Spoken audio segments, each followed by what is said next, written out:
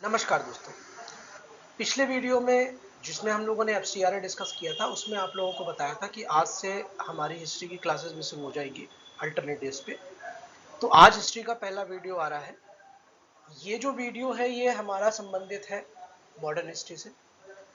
Modern history में अगर prelims में 10 क्वेश्चन आते हैं, चाहे वो यूपी पीसीएस हो और चाहे वो यूपीएससी हो, तो ये देखा गया है अक्सर कि लगभग लगभग 6 क्वेश्चन जो रहते हैं वो फ्रीडम मूवमेंट से रहते हैं। फ्रीडम मूवमेंट से तो सबसे पहला टॉपिक अगर हमें जो पढ़ना रहेगा मॉडर्न हिस्ट्री में, फ्रीडम मूवमेंट। अच्छा, इसको हम केवल फ्रीडम मूवमेंट में नहीं पढ़ेंगे जैसे नॉर्मल किताबों में दिया जाता है ये बना ये बना ये बना, नहीं। इसको हम एक बहुत इंक्लूसिव पढ़ेंगे। उसके सिचुएशन समझेंगे, उसमें बैकग्राउंड समझेंगे, क्या क्या सिचुएशंस थी, क्या क्या परिस्थितियां थी, सर्कमस्टेंसेस क्या क्या थे, ये सारी चीजें हम लोग समझने का प्रयास करेंगे। और ये समझने के बाद हम लोग जो है एक इंक्लूसिव तौर पर पूरा मूवमेंट समझने का मतलब इसमें लेक्चर में हम लोग करेंगे। तो आज हम लोगों का जो हिस्ट्री ऑफ फ्रीडम मूवमेंट है, इसका पहला चैप्टर जो है ब्रिटिश रूल इन इंडिया। हमको जो फ्रीडम चाहिए थी वो किससे चाहिए थी? ना तो पुर्तगालियों से चाहिए थी, ना हमें फ्रीडम डच से चाहिए थी, ना हमें फ्रांसीसी से चाहिए। हालांकि फ्रांसीसी से चाहिए थी तो वो बाद में हमें मिल गई। मेन जो हमारे यहाँ पावर जो सबको हरा कर हमारे यहाँ पर जो रूल किया है वो है ब्रिटिशर्स। तो ब्रिटिश का रूल भारत में एक बड़े क्षेत्र में स्थापित था। हालांकि पुर्तगीज भी थे और फ्रांसीसी भी थे कुछ क्षेत्र में, लेकिन पहले हम लोग देखेंगे ब्रिटिश का कि मेन जो है वो ब्रिटिश थे। बंगाल, बिहार, उड़ीसा, मुंबई, ठीक है। तो ये जितने भी बड़े बड़े क्षेत्र थे, इसमें मेन रूल किसका था? ब्रिटिश का। तो एक मॉडर्न हिस्ट्री का पार्ट है यूरोपियन कंपनी का आगमन। तो उसमें हम लोग देख लेंगे कैसे कैसे अन्य कंपनियां आई और उसको हम लोग डिटेल में पढ़ लेंगे, लेकिन फिलहाल के लिए हम फ्रीडम मूवमेंट के लिए सिर्फ ब्रिटिश को देखते हैं। तो ब्रिटिश में दो चीजें हमें समझनी होगी कि इनका जो एम्पायर था भारत में, वो इस्टेब्लिशमेंट कैसे हुआ था, इस्टेब्लिश कैसे हुआ था, ये हमें एक ओवरव्यू देखना पड़ेगा। इसके क्या क्या कारण रहे थे? तो ब्रिटिश एम्पायर के जो कारण रहे थे उसमें पहले हम लोग देखेंगे dissolution of Mughal empire, Mughal साम्राज्य का पतन। ठीक। उसके बाद होता क्या है कि मान लीजिए एक कोई केंद्रीय शक्ति है, वो जब गिरती है तो दूसरी जो स्टेट की मतलब एक छोटे से राज्य पर शक्ति होगी वो उठने का प्रयास करती है। उसके बाद मराठा उठने का प्रयास करते हैं तो मराठों का राइज होता है और बाद में उनका फॉल भी जल्दी से हो जाता है। ठीक है। यानी वो इतनी शक्ति पावर नहीं बन पाए किसी कारणवश जो ब्रिटिश को रोक सके। उसके बाद देख लेते हैं यूरोपियन ट्रेडिंग कंपनीज के साथ क्या इनका विवाद रहा। इसमें कर्नाटक वास देखेंगे, ब्रिटिश स्ट्रेटेजी देखेंगे और बैटल ऑफ प्लासी, ये हमारे लिए बहुत महत्वपूर्ण, प्लासी की बैटल होती है। उसके बाद ब्रिटिश कंसोलिडेशन इन बंगाल, बंगाल में ब्रिटिशों का क्या कंसोलिडेशन हुआ और कैसे हुआ। ठीक है। तो ये कुछ टॉपिक हैं जिन्हें हमें समझने होंगे। तो सबसे पहले जो हमारा टॉपिक है उस पर हम लोग चलते हैं। इस पे हम लोग देखते हैं डिसोल्यूशन ऑफ मुगल अंपायर, कि ये जो मुगल अंपायर है, ठीक है, मुगल अंपायर है, इसका डिसोल्यूशन कैसे हुआ, ये कैसे जो है वो समाप्त हुआ। तो इसमें जो पहला पॉइंट हमें देखना पड़ेगा कि जो मुगल अंपायर का पतन प्रारंभ हुआ है वो हुआ है 1707 से। 1707 में क्या होता है कि मुगल के जो अंतिम शक्तिशाली बादशाह थे औरंगजेब, इनकी मृत्यु हो जाती है अहमदनगर में। ठीक है। और एक चीज हमें समझनी पड़ेगी, जब औरंगजेब का साम्राज्य था तो मुगल साम्राज्य अपने टेरिटोरियल एक्सटेंशन में सबसे सर्वोच्च में था। Mughal empire at largest extent, यानी कि औरंगजेब जो थे, जब वो उनकी मृत्यु हुई है तो मुगल अंपायर जो था वो अपने सर्वोच्च शिखर पर था टेरिटोरियल एक्सपेंशन के उसमें। ठीक है। इसकी टेरिटरी कहां पर थी? पूरा उत्तरी भारत, एंटायर नदर्न इंडिया। उसके बाद पश्चिम में हिंदू कुश से लेके असम के बॉर्डर पूरब तक इनका पूरा साम्राज्य था। यानी बंगाल, बिहार, उड़ीसा, उत्तर प्रदेश, ये जितने भी क्षेत्र थे वो तुम्हारे किसमें टेरिटरी किसकी आती थी? वो आती थी मुगलों की आती। तो सबसे बड़ा साम्राज्य जो था इसका था दक्कन में, यानी दक्षिण में। इसमें इसने बीजापुर झील जीत लिया था। गोलकुंडा जो पहले बहमनी साम्राज्य का था उसको जीत लिया था। उसके बाद ये तंजौर तक पहुंच गए थे। तो आप लोगों को एक चीज समझ में आ गया होगा कि पश्चिम से लेकर पूरब तक, उसके बाद नीचे दक्कन तक किसका शासन था? औरंगजेब का। कुछ एक्सेप्शन होते हैं, जैसे अगर अभी हम आ, इसमें देखें, छोटे से मतलब देखते हैं कि अभी आज की करंट सिचुएशन में देखें तो आज की करंट सिचुएशन में जो सबसे ज्यादा सरकारें हैं वो किसकी हैं? बीजेपी की। लेकिन अगर हम ये देखें कि क्या बीजेपी की जो सरकार है उसके बाद क्या अन्य सरकारें नहीं हैं? बहुत सी सरकारें हैं। पंजाब में आम आदमी पार्टी की सरकार है, कांग्रेस की सरकार है, कई स्टेट में है ना। लेकिन होता क्या है कि हम सेंट्रल अथॉरिटी को एक ब्रॉडर पर्सपेक्टिव में देख के चलते हैं स्टेट को, और पहले तो राजशाही था तो सेंटर ही था। जो छोटे छोटे राज्य होते हैं वो उनको समर्थन देते थे। ठीक है, तो ऐसे ही एक छोटा सा मराठा स्टेट था। ठीक है, यही एक अपवाद स्वरूप था जो एक हिल हिल मतलब पहाड़ी क्षेत्र भी था मराठी में। ठीक है, जिसको हम शिवाजी वाला कह सकते हैं। ठीक है, मराठा शिवाजी वाला जो राज था वो बहुत छोटा सा एरिया था, बहुत बड़ा नहीं था। इसके बाद जब मृत्यु हो जाती है तो होता क्या है कि एक चीज समझिए, मान लीजिए कि कोई राजा है वो बहुत शक्तिशाली है। अब शक्तिशाली राजा जब होता है वो जब कमजोर होगा, ठीक, या उसकी मृत्यु होगी, तो उसके जो उत्तराधिकारी होते हैं वो कमजोर होते हैं। या तो अगर उत्तराधिकारी शक्तिशाली है तो चल जाएगा, ठीक, वो केंद्रीय सत्ता को संभाल सकता है तो फिर कोई दिक्कत नहीं। लेकिन अगर उत्तराधिकारी केंद्रीय सत्ता को नहीं संभाल सकता तो फिर क्या होता है? जो छोटे छोटे स्टेट होते हैं वो उठने का प्रयास करते हैं आपस में गुट बनाकर। जैसे अगर हम देखें तो इंदिरा गांधी एक शक्तिशाली नेता थी कांग्रेस की, तो कांग्रेस टिकी रही। उसके बाद उनकी मृत्यु के बाद आपने देखा होगा कि उनसे छोटे छोटे बिखरते रहे।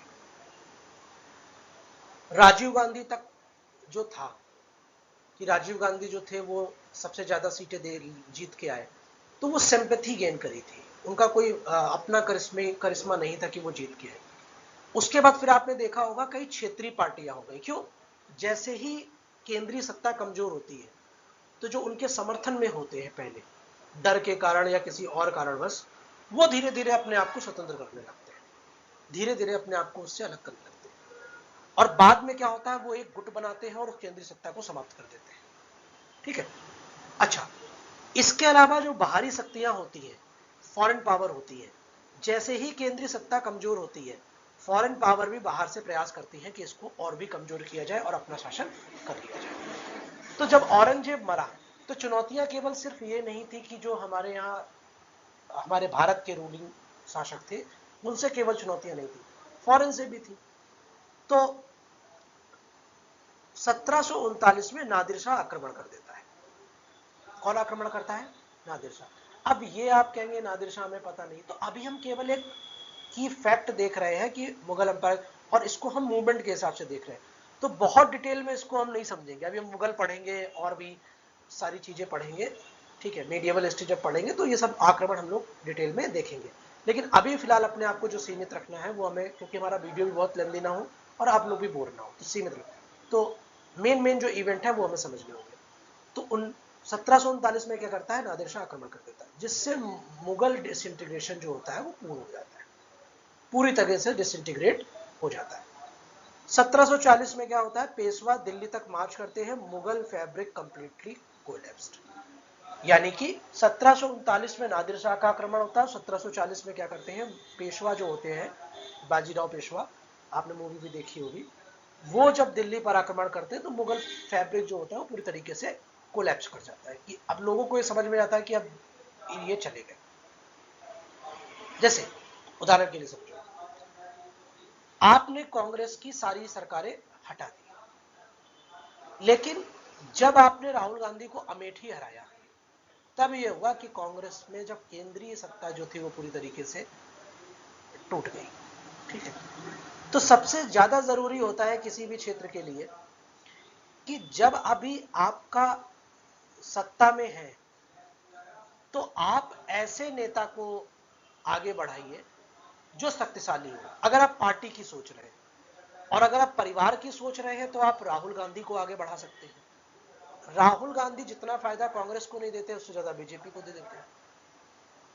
तो आपको करंट एग्जाम्पल से समझना होगा। और आज भी लोग जो है वो हमेशा राहुल गांधी को ही आगे करते हैं। कांग्रेस अध्यक्ष कौन है ये बहुत कम लोगों को पता होगा। तो सबसे पहले हमें एक सेपरेट करना होगा कि राहुल गांधी हो या कोई भी हो, अगर वो सिर्फ कांग्रेस पार्टी को केंद्र में रखे तो सरवाइव किया जा सकता है। लेकिन अगर सिर्फ हम एक परिवार के एक सदस्य को केंद्र में रखेंगे तो फिर पार्टी का क्या होगा, वो सरवाइव नहीं हो पाएगा। फिर इनके आसपास जो है वो चापलूस ही आएंगे और वो तो और ऐसी तैसी कर देते हैं, आप देख ही रहे हैं। अब उसके बाद क्या होता है, कॉज ऑफ कोलैप्स क्या होते हैं।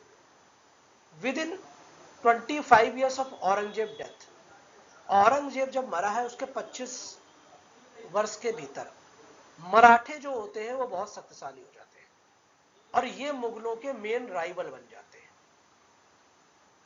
ये मुगलों के मेन राइवल बन जाते हैं। जैसे कांग्रेस जब कमजोर होना शुरू हुई तो धीरे धीरे क्या हुआ, बीजेपी आगे बढ़ना प्रारंभ करी और बीजेपी जो थी वो कांग्रेस की मेन राइवल बन गई कुछ सालों में और वो सत्ता में आ गई, पहले गठबंधन से और बाद में पूर्ण बहुमत के साथ।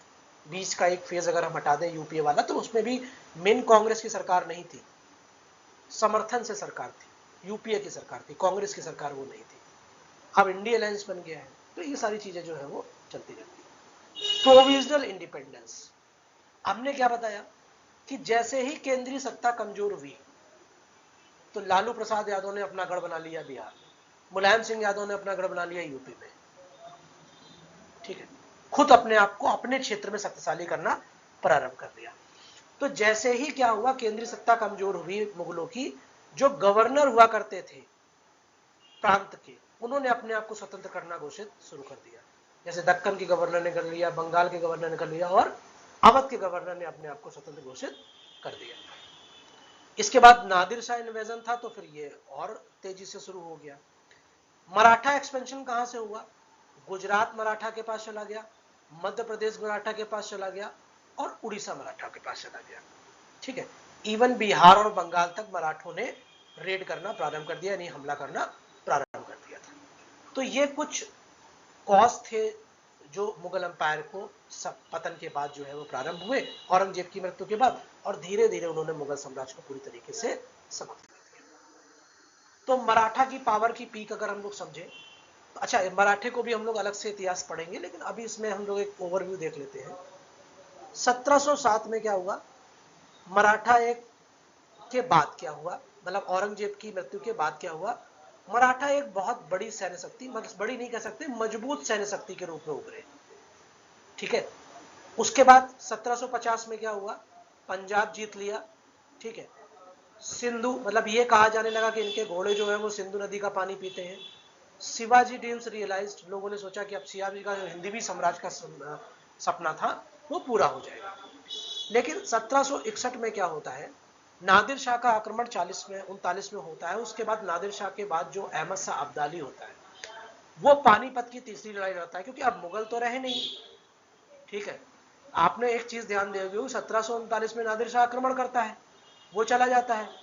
40 में मराठा आक्रमण कर लेते हैं, दिल्ली को अपने अधीन कर लेते हैं, पूर्ति नहीं करते हालांकि, लेकिन प्रभाव उनका बहुत बढ़ जाता है और मजबूत सैन्य हो जाता है। तो अब उनको लड़ना किससे, मुगलों से नहीं, उनको किससे लड़ना है, मराठों से। अब्दाली किससे लड़ा, मराठा से। तो तीसरी पानीपत का युद्ध 1761 में जो होता है वो होता है मराठों के बीच में और किसके बीच में, अब्दाली के बीच में। ठीक, अब्दाली और मराठी के बीच, मराठों के बीच में जब युद्ध होता है, ठीक है, तो उसके बाद मराठा क्या होते हैं, कमजोर हो जाते हैं। कमजोर होने के बाद इनके 5, अब अगर ये केंद्रीय शक्ति बने रहते, वो फेज सरवाइव कर जाते और फिर से अपने संगठन को स्थापित करते, तो शायद आज भारत का इतिहास दूसरा होता। ठीक है, ये अपने आप को स्थापित नहीं कर पाए। और अपनी निजी महत्वाकांक्षा या आपस में द्वेष के कारण 5 क्षेत्रीय ऑटोनोमस साम्राज्य में ये बट गया। ये 5 कौन कौन से साम्राज्य थे? सबसे पहला था पेशवा। पेशवा जो था, इनकी जो राजधानी थी वो थी पूना। ठीक है, ये एक नॉमिनल सामान्य हेड थे, मतलब बहुत ज्यादा शक्तिशाली तो नहीं थे लेकिन सामान्य हेड थे। उसके बाद आते हैं भोसले। ये कहां पर आते हैं? नागपुर में। और ये कहां पर होते हैं? मध्य भारत में, सेंट्रल इंडिया। यानी कि जो नागपुर का क्षेत्र है मध्य भारत में, सेंट्रल इंडिया में, वहां पर होते हैं। गायकवाड़ आते हैं, ये आ जाते हैं तुम्हारे कहां पर? बड़ौदा में। और ये कहां पर होते हैं? गुजरात में। सिंधिया आ जाते हैं। ठीक है, ये कहां पर आ जाते हैं? ग्वालियर में।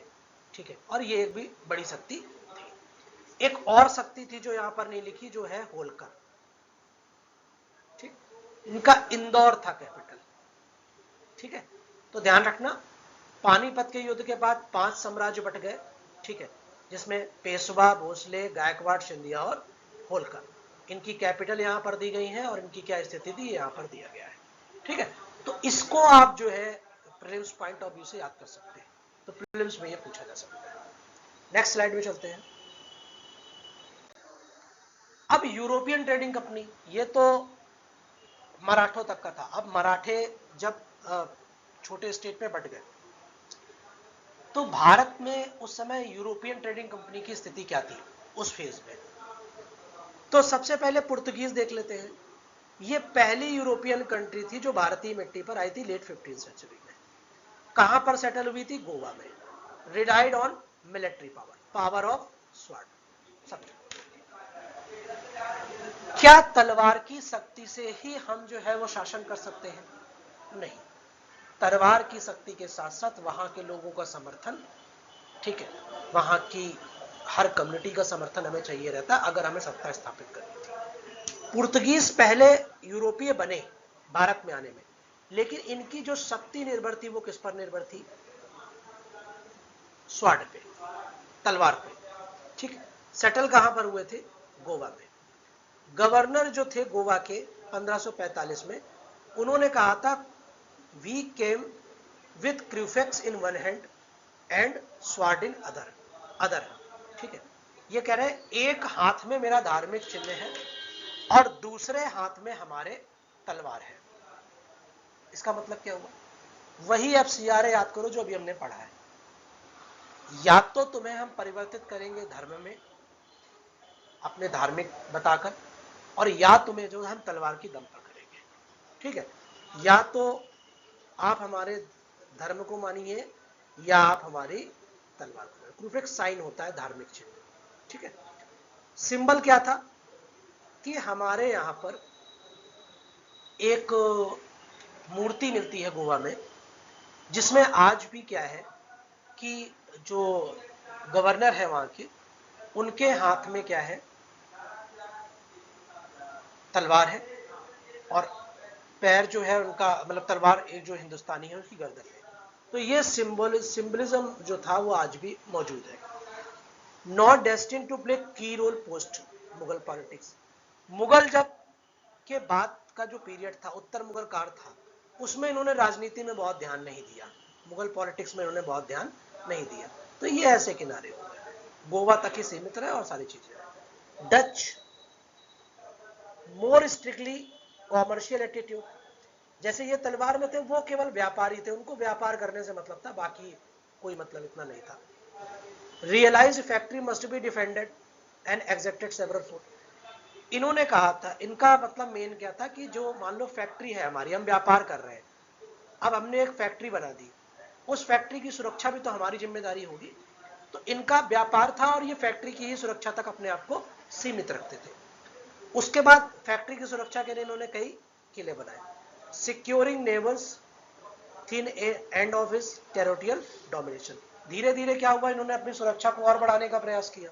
तो जो पड़ोसी थे उनसे इन्होंने संबंध किया और धीरे धीरे अपना टेरिटोरियल एक्सपेंडेशन करते रहे। लॉर्ड पॉलमेस्टन जो थे, इन्होंने कहा था कि सबसे पहले फैक्ट्री बनती है। ये कोट आप कर सकते हो, जब आपको मेंस में लिखना होगा तो ये आप कोट कर सकते हो, अभी हम बताएंगे। इन्होंने कहा था कि जब पहले सबसे पहले क्या बनती है? फैक्ट्री। फैक्ट्री की सुरक्षा के लिए क्या बनता है? किला। और किले की सुरक्षा के लिए हम लोग पड़ोसी से संबंध बनाते हैं, या जरूरत पड़ती तो उनको पैसे देके या जो भी कर सकते हैं, तो बनता है जिला। और फिर जिलों से क्या बन जाता है? प्रांत। तो इन्होंने कॉमर्शियल पर्पस में पूरी तरीके से कहा, पहले फैक्ट्री, फिर फोर्ट, फिर डिस्ट्रिक्ट यानी जिला, और फिर प्रांत। Not destined to major role, इनका भी कोई मेजर रोल नहीं था।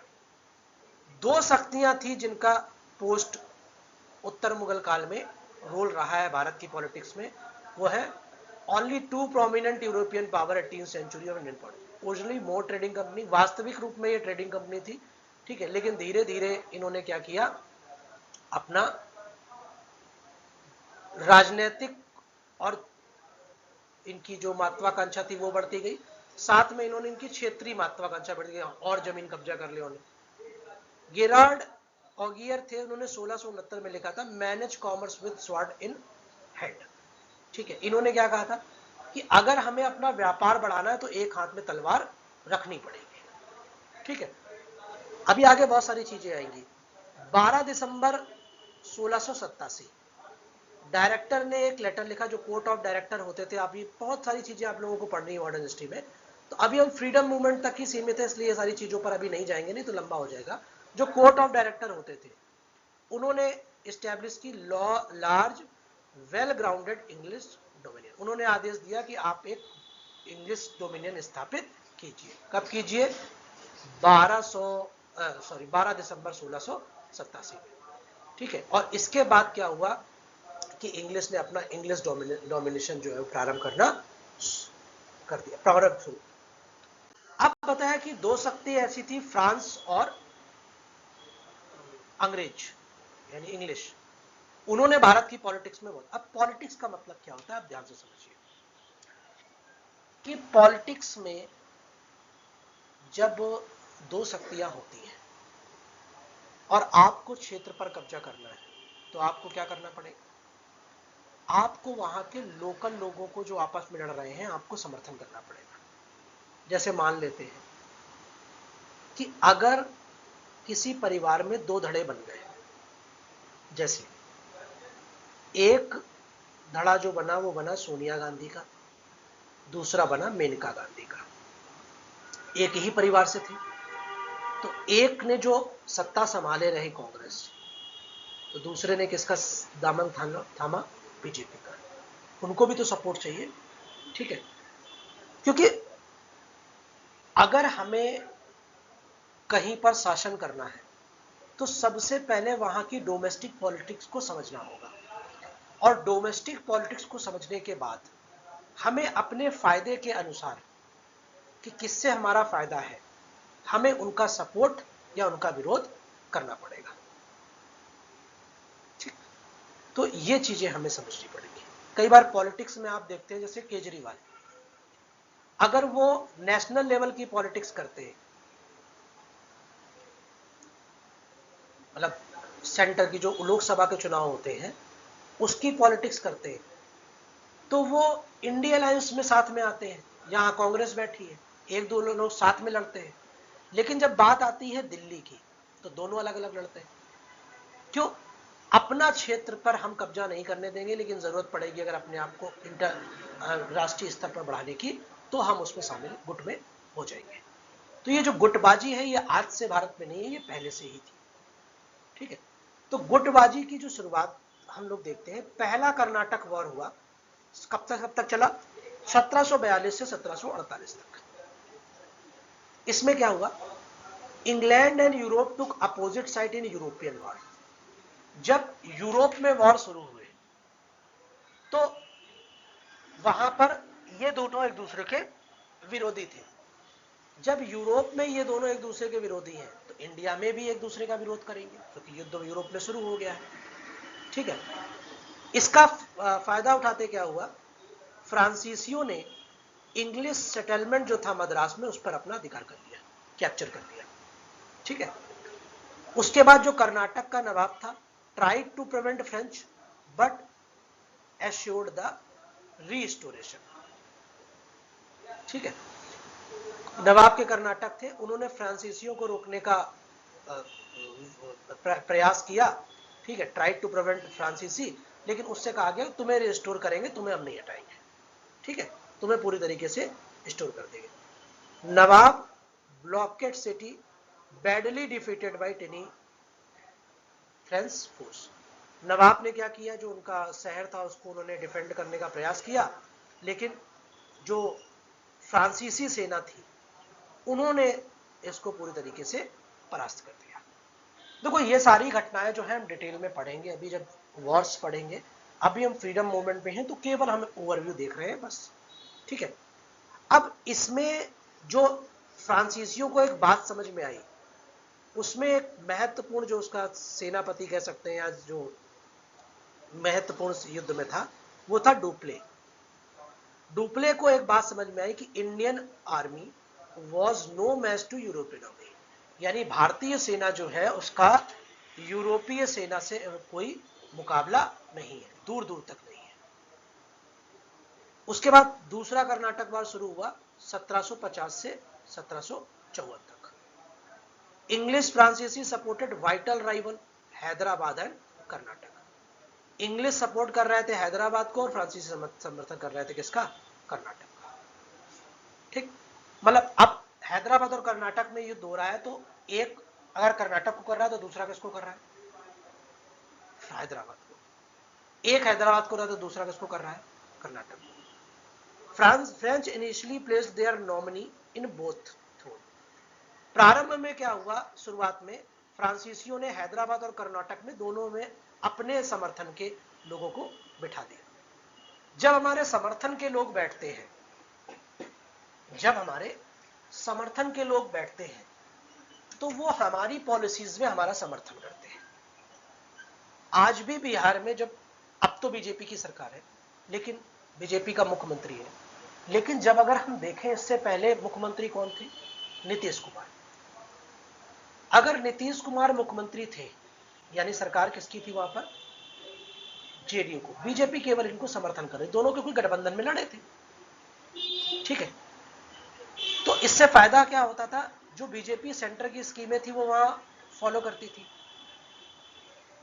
जेडीयू उसको क्या करती थी, इंप्लीमेंट करती थी। लेकिन अगर ऐसा नहीं होगा तो नुकसान किसका होता था, उदाहरण के लिए बंगाल, जहां पर दोनों में राइवलरी थी, बीजेपी और ममता बनर्जी में। जब दोनों में एक शत्रुता का भाव था या विरोधी का भाव था, तो जो सेंटर की स्कीम्स होती थी वो वहां लॉन्च नहीं होने देती थी। क्यों, अगर स्कीम लॉन्च हो जाएंगी तो लोग कहेंगे ये स्कीम तो सेंटर दे रही, मोदी का हो जाएगा तो वोट हमें कौन देगा।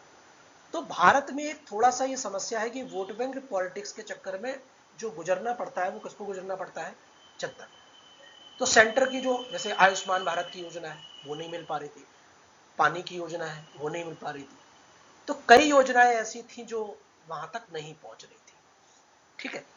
तो ये एक राइवलरी में होता। तो शुरुआत में क्या किया, फ्रांस ने दोनों को, अब दोनों जगह जो कर्नाटक और हैदराबाद था वहां पर अपने नॉमिनी बिठा दिए। जब अपने नॉमिनी बिठा दिए तो फिर क्या हुआ, हुआ ये कि ये नॉमिनी इनको कहीं ना कहीं समर्थन करने लगे।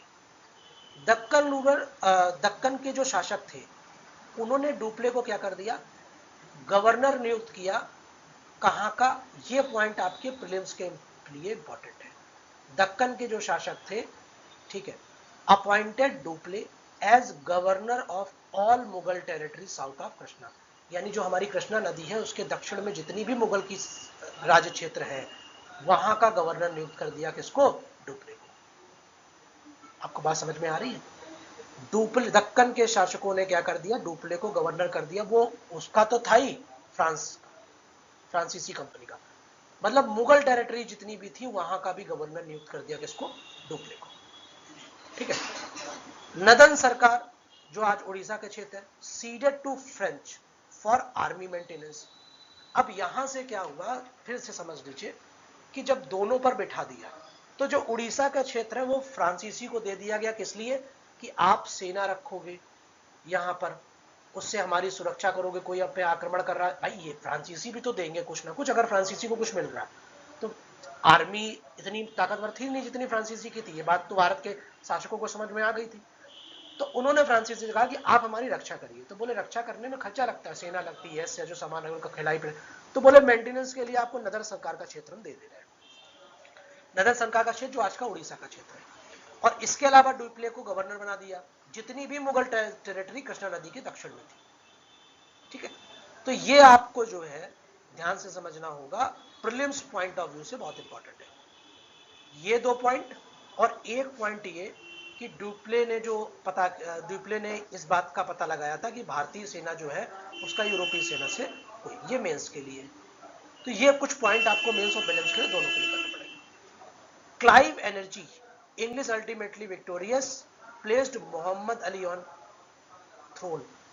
ठीक है, अब यहां पर क्या होता है कि जो क्लाइव होते हैं, रॉबर्ट क्लाइव, तो रॉबर्ट क्लाइव क्या करते हैं, कर्नाटक की गद्दी पर किसको बैठा देते हैं, मोहम्मद अली को।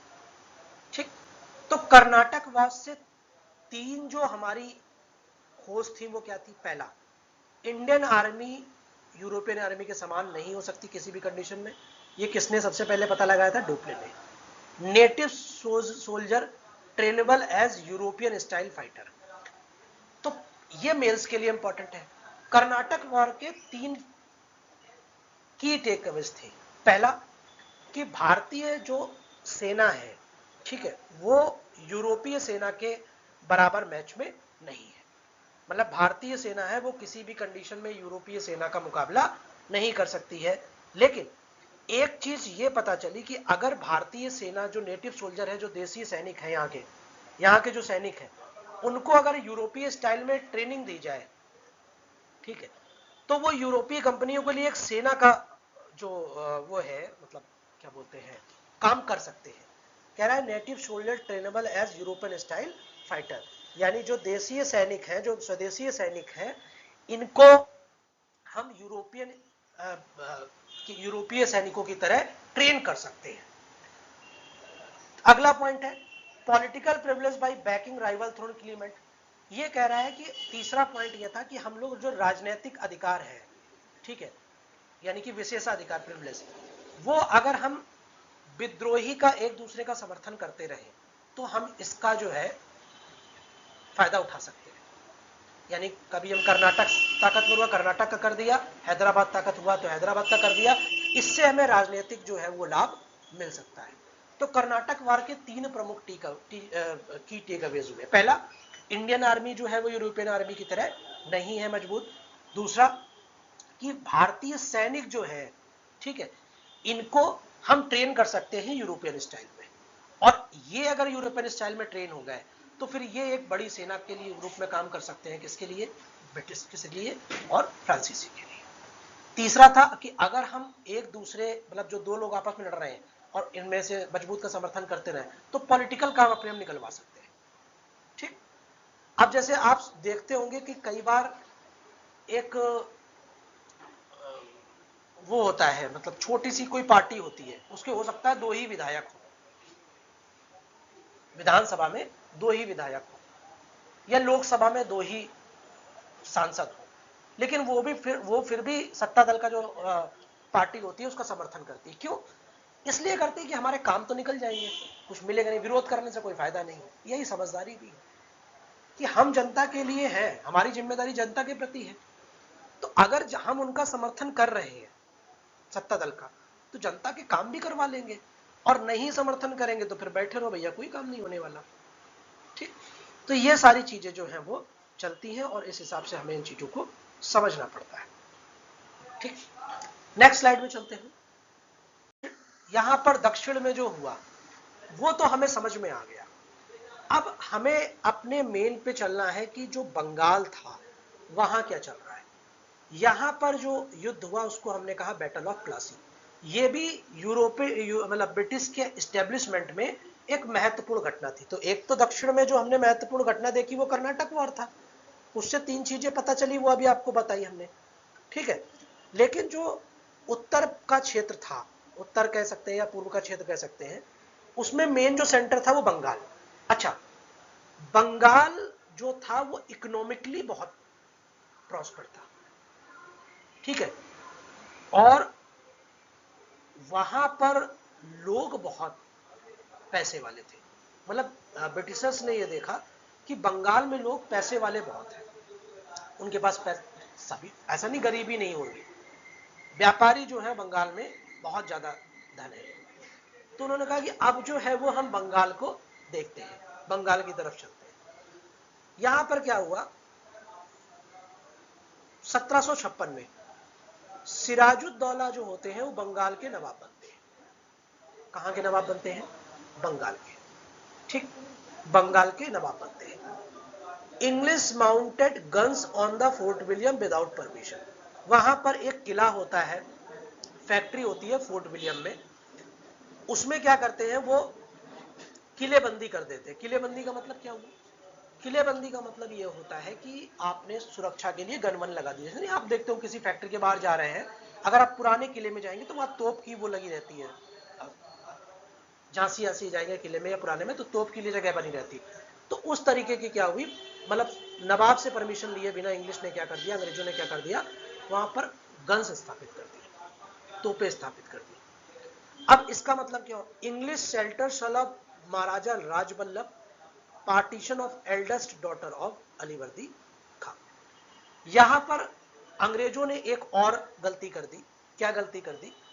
जब सिराजुद्दौला को उत्तराधिकारी बनाया गया, ठीक है, तो इससे पहले जो नवाब थे अलीवर्दी खां, उनकी एक और बेटी थी, ये इनकी बेटी के पुत्र थे, सिराजुद्दौला नाती थे। इनकी और एक बेटी थी बड़ी, उन्होंने छोटी बेटी के पुत्र को, छोटी बेटी का पुत्र सिराजुद्दौला था, उसको नवाब बना दिया था। तो बड़ी बेटी जो है वो उससे नाराज थी कि आपने छोटी बेटी को बना दिया, मेरे बेटे को कुछ नहीं बनाया, अलीवर्दी खां से। तो वो कर रही थी विरोध किसका? सिराजुद्दौला का।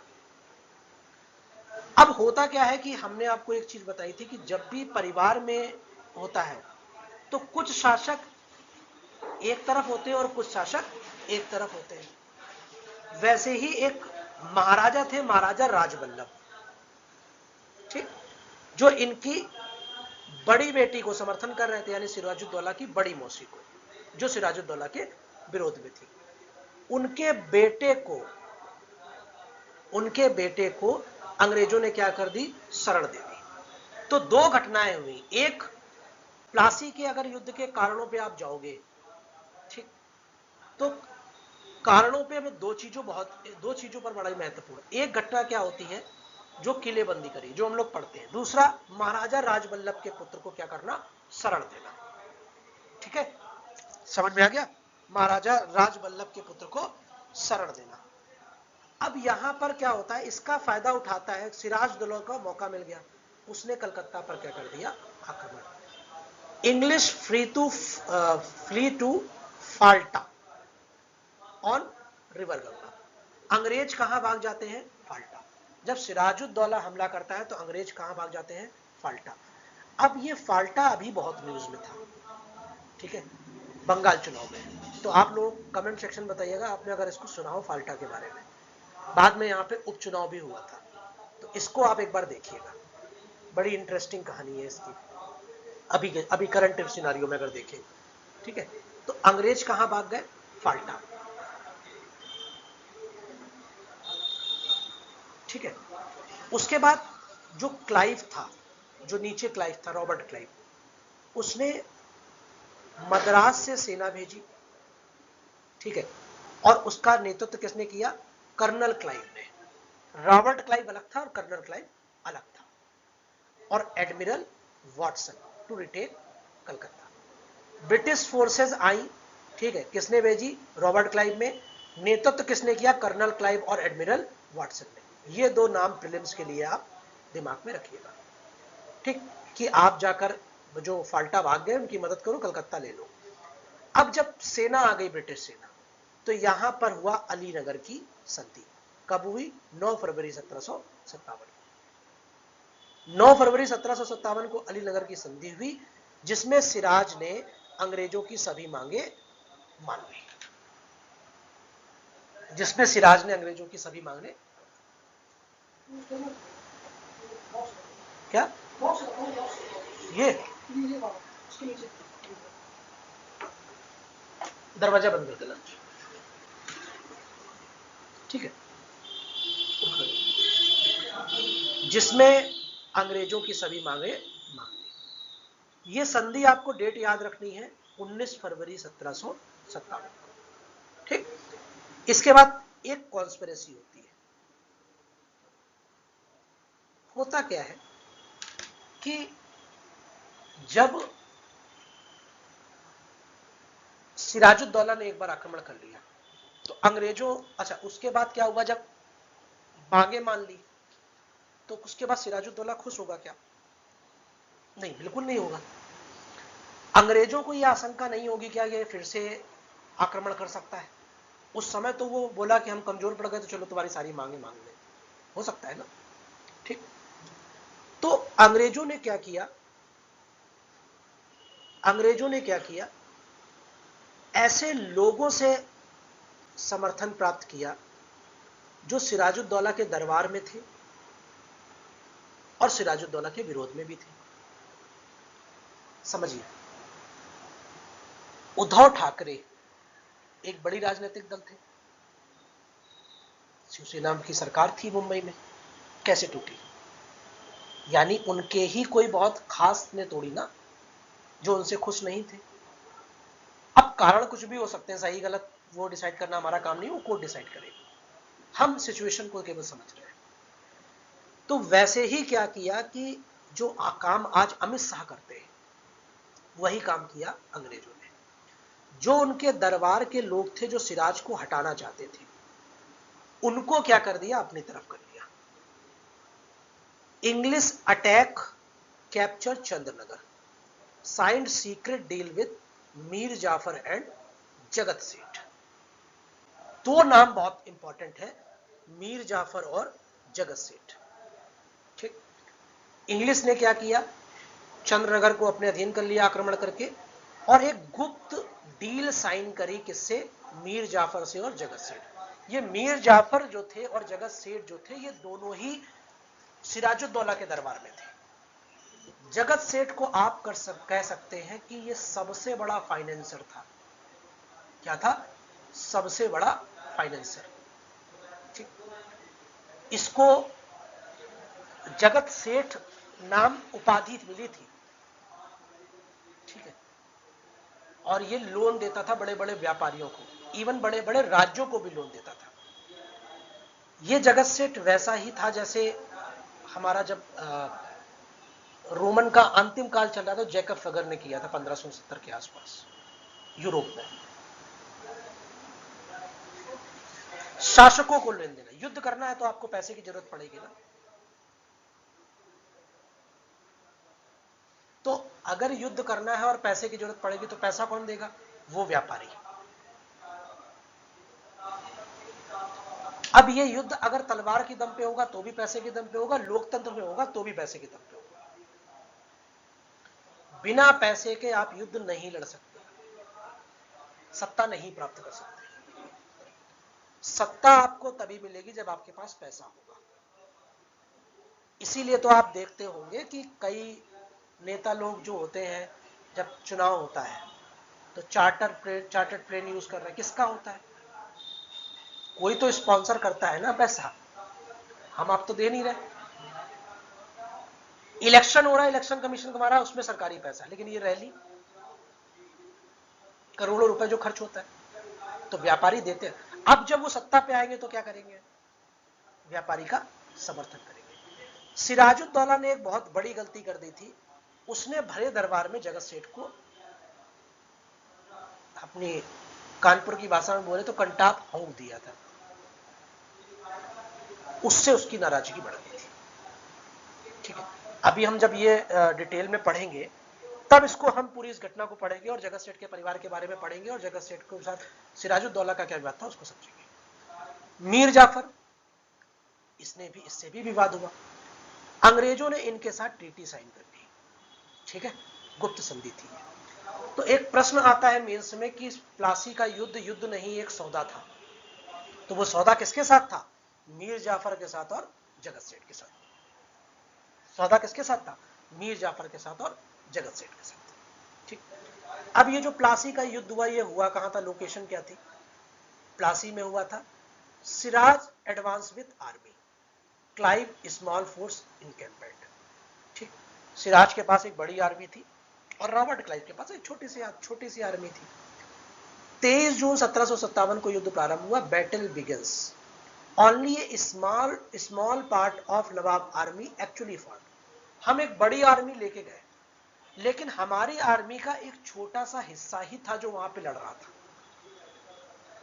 हमारी आर्मी का एक छोटा सा हिस्सा लड़ रहा था, बाकी बड़ा हिस्सा कहां था? वो साइड में किनारे खड़े होकर मजे ले रही थी। वो साइड में किनारे खड़े होकर मजे ले रही थी। क्यों? पहले ही गुप्त समझौता हो गया था ना कि आर्मी पूरी पहुंचेगी ही नहीं, तो युद्ध लड़ोगे कहां से? ठीक है, समझ में आ गया।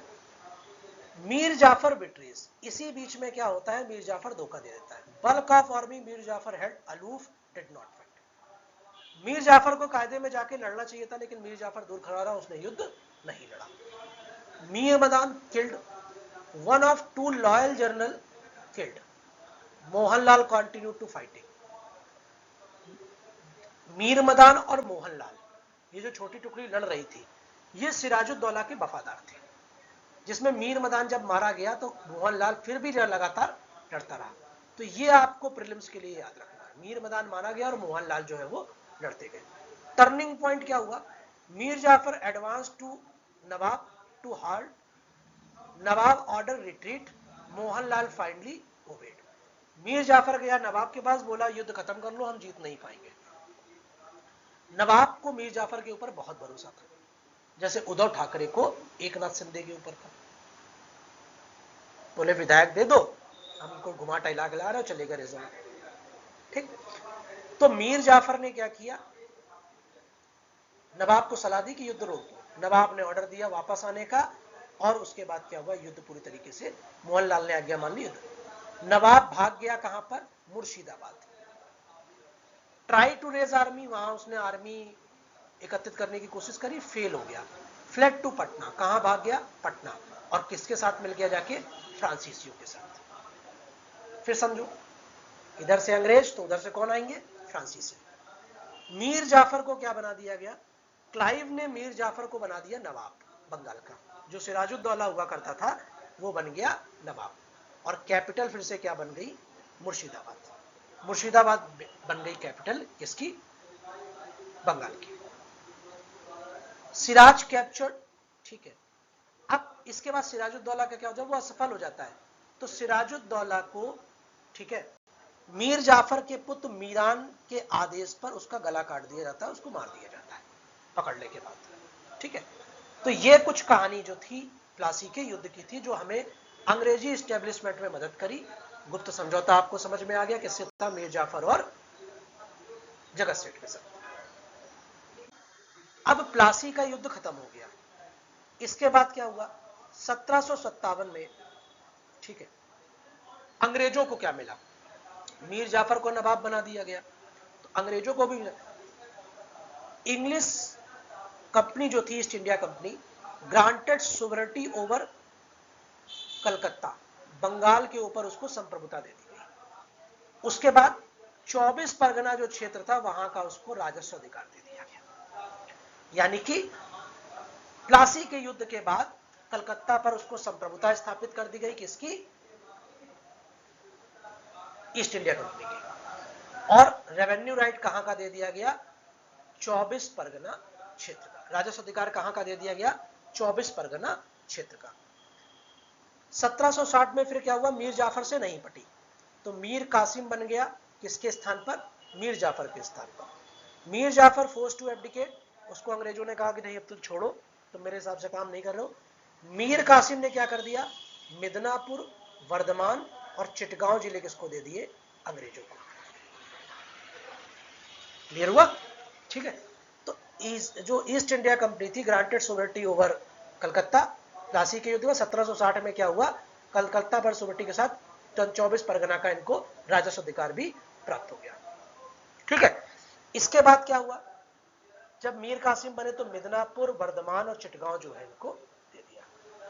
1763 में क्या होता है? War with Mir Qasim. मीर कासिम से भी लड़ाई शुरू हो जाती है, क्योंकि जब अंग्रेजों की कृपा पे आप हो तो वो तो आपको फिर एटीएम समझेंगे, आज ये दो कल वो दो, कब तक दोगे? नहीं कर पाओगे ना।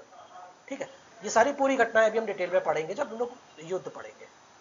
Mir Qasim quarrelled with over transit, toll के चक्कर में इससे लड़ाई हो गई। किससे? अंग्रेजों से मीर कासिम की। हिज फोर्स डिफीटेड एट कटवा, घेरिया और उदयनाला। ठीक है, कहां कहां हारा मीर कासिम? कटवा पे हारा, घेरिया पर हारा और उदयनाला पे हारा। ये प्रीलिम्स के लिए आप याद रखिएगा। Cities of Munger and Patna fell to the English, किसके पास आ गई? मुंगेर और पटना किसके हाथ में आ गया? अंग्रेजों के हाथ में। क्लियर हुआ? मुंगेर और पटना किसके हाथ में आ गया? अंग्रेजों के हाथ में। तो 1757 से लेकर 1763 तक जो डेवलपमेंट हुए, वो डेवलपमेंट हमने आपको बता दिए। पहले कलकत्ता पर सोवर्टी, राजस्व अधिकार 24 परगना, फिर बर्धमान, मिदनापुर और चिटगांव, और उसके बाद आपका घेरिया और उदयनाला और में हारने के बाद, मीर कासिम को हराने के बाद अंग्रेजों को क्या मिल गया? मुंगेर और पटना। ठीक, इसके बाद 1764 में होती है बैटल ऑफ बक्सर, बक्सर का युद्ध। मीर कासिम, शाह आलम और नवाब अवध गुट बना लेते हैं। इसमें कौन होता है? मीर कासिम, शाह आलम जो 8वीं मुगल का थे, वो शासक जो पहले थे, टहल फिर रहे थे ऐसे राहुल गांधी की तरह। तो शाह आलम हो गए, उसके बाद अगस्त के नवाब।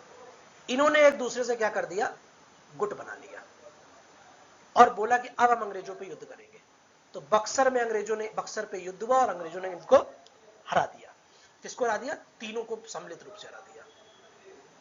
दीवान, अब 1765 में क्या हुआ? इंपीरियल जो थे, जो मुगल सम्राट थे शाह आलम, उन्होंने दीवानी दे दी बंगाल, बिहार, उड़ीसा की। किसको? अंग्रेज ईस्ट इंडिया कंपनी को। किसको दे दी? ईस्ट इंडिया कंपनी को। कब दी?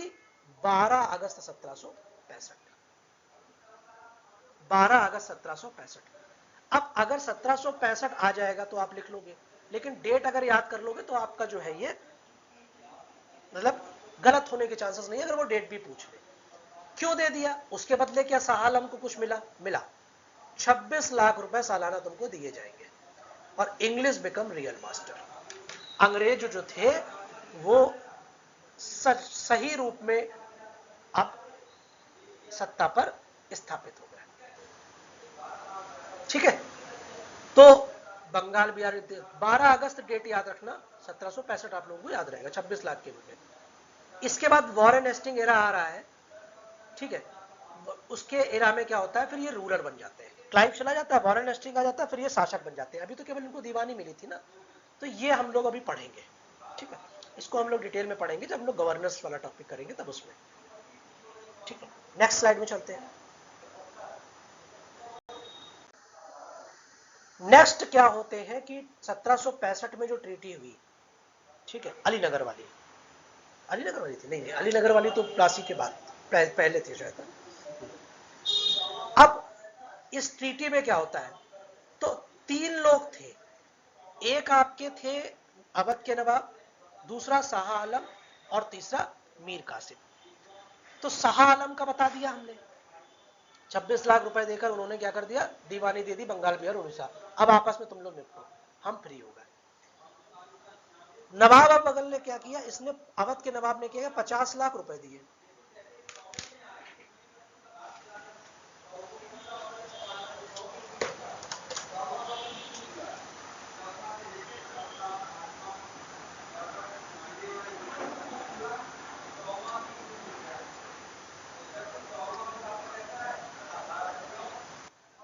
कि अवध का नवाब था, उसने 50 लाख रुपए दिया। रिसीव्ड बैक टेरिटरीज, और जो टेरिटरी उसकी छीन ली गई थी वो उसको वापस मिल गई, केवल 2 को छोड़कर, इलाहाबाद और कारा। ठीक है, इलाहाबाद और कारा, ये किसको दे दिया गया? शाह आलम को। तो शाह आलम को एक तो 26 लाख रुपए मिल गया और अवध के नवाब से इलाहाबाद और कारा छीन के किसको दे दिया गया? शाह आलम को। ठीक है, शाह आलम ने क्या किया? Granted diwani Bengal, Bihar, Orissa to EIC via payment of 26 lakh advertise 12 August 1965। ये बात हम लोग पिछली स्लाइड में देख चुके हैं। तो शाह आलम को इलाहाबाद कारा 26 लाख रुपए सालाना, ये 2 चीजें मिली। अवध के नवाब ने क्या किया? 50 लाख रुपए दिया। ठीक है, जिसके बदले में उनको जो टेरिटरी कब्जा की गई थी वो वापस दे दी गई। Military defence, countries military defence mainly entirely English hand. Nawab kept only enough troop to revenue collection. ये कह दिया गया बंगाल का जो नवाब होगा इसमें वो केवल उतनी ही सेना रखेगा जितनी उसके राजस्व कलेक्शन के लिए जरूरी है, उससे ज्यादा नहीं। और जितनी भी सुरक्षा की बात होगी वो किसके हाथ में रहेगी? अंग्रेजों के हाथ में। किसके हाथ में रहेगी? अंग्रेजों के हाथ में। ठीक है। नायब सूबा, नवाब बाउंड टू चूज डिप्टी नायब, नायब सूबा, डिप्टी नायब। नवाब को कह दिया गया आप एक डिप्टी अपना नियुक्त करोगे जो गवर्नर और काउंसिल कलकत्ता में जो होगी उसकी सलाह के साथ उसको नियुक्त करोगे। समझो, गवर्नर नियुक्त कर दिया, नवाब नवाब बन गए। नवाब से कहा कि आप अपने नीचे डिप्टी नवाब करोगे और उस डिप्टी नवाब को किससे पूछ के करोगे? अंग्रेज की जो गवर्नमेंट काउंसिल है, ठीक है, गवर्नर उसकी जो काउंसिल है उससे पूछ के। यानी कि नवाब पर भी निगरानी रखने के लिए किसको निर्धारित कर दिया? डिप्टी नवाब। अब यहां से पूरी तरीके से वो कठपुतली बन जाता है। अवध जो है ये एक बफर स्टेट बन गया। बफर स्टेट क्या होता है? दो स्टेट जैसे भारत और चीन है तो उसके बीच में नेपाल बफर स्टेट है। ठीक है। Treaty with Nawab Awadh created Awadh as a buffer state dependent on British, eventually absorbed 3/4 century। ठीक है। अवध को एक बफर स्टेट मान लिया गया जो किस पे निर्भर होगा? ब्रिटिश पे। ठीक है। अवध को एक बफर स्टेट मान लिया गया जो निर्भर किस पे होगा? इंग्लिश पे। ठीक है। और बाद में जो है इसको भी निपटा देते हैं। अब यहां पर दोहरी सरकार हो गई, dual government. Nawab gradually divested admin power, Warren Hasting made English de facto ruler by 1772। जो प्रशासनिक शक्ति थी वो नवाब ने धीरे धीरे जो प्रशासनिक शक्ति थी वो नवाब ने धीरे धीरे क्या कर दिया? खो दी। और वॉरेन हेस्टिंग ने 1772 तक मतलब कंपनी को, अंग्रेजों को वास्तविक शासक बना दिया। ठीक है। तो अब ये मेंस के हिसाब से जरूरी है, ठीक है, जो तुम्हें पढ़ना पड़ेगा। ठीक है। ठीक। अब यहां पर जो कुछ पॉइंट है मेंस के हिसाब से इसको आप आंसर राइटिंग में यूज कर सकते हैं। यहां पर एक कोट दिया गया है, ठीक है, इसको भी आप देख लीजिएगा। नेक्स्ट चार्ट जो है इसमें कुछ प्रीलिम्स के हिसाब से पॉइंट दिए गए हैं। जैसे डेथ जितने पॉइंट हम लोगों ने डिस्कस किए हैं सारे, तो ये सारे ही पॉइंट आप प्रीलिम्स के लिए देख लीजिएगा। और उसके बाद मेंस में थीम्स और आर्गुमेंट, ये मुगल क्यों के वो हिंदू बादशाही रियल, ये सारी चीजें पॉइंट जो है ये आप देख लीजिएगा। जो भी अगर ऐसे आंसर आते तो इनमें से कौन कौन से पॉइंट मिलते हैं वो आप इनमें से इन आंसर में कोट कर सकते हैं। ठीक है। तो आज का लेक्चर आपका ये है। नेक्स्ट में हम लोग इसका नेक्स्ट पार्ट करेंगे और उसमें हम लोग आगे चलेंगे और देखेंगे कैसे कैसे फ्रीडम मूवमेंट आगे बढ़ा। ठीक है। तो आज के लिए इतना ही, तब तक के लिए नमस्कार। और आप लोग इसको शेयर जरूर कीजिएगा ताकि ये इंफॉर्मेशन, ये सूचनाएं सभी तक पहुंचे। धन्यवाद।